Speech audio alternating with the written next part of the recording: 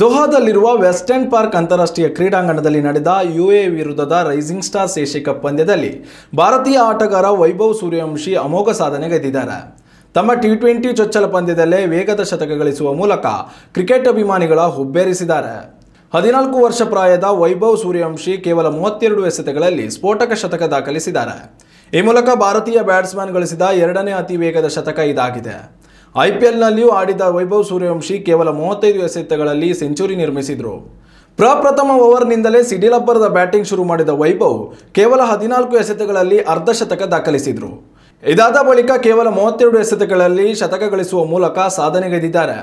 ಈ ಮೂಲಕ ರಾಷ್ಟ್ರೀಯ ಟಿ20 ಟೂರ್ನಿಯಲ್ಲಿ ಸೆಂಚುರಿ ಸಿಡಿಸಿದ ವಿಶ್ವದ ಅತ್ಯಂತ ಕಿರಿಯ ಆಟಗಾರ ಎಂಬ ವಿಶ್ವ ದಾಖಲೆಯನ್ನು ವೈಭವ್ ಸೂರ್ಯವಂಶಿ ದಾಖಲಿಸಿದ್ದಾರೆ.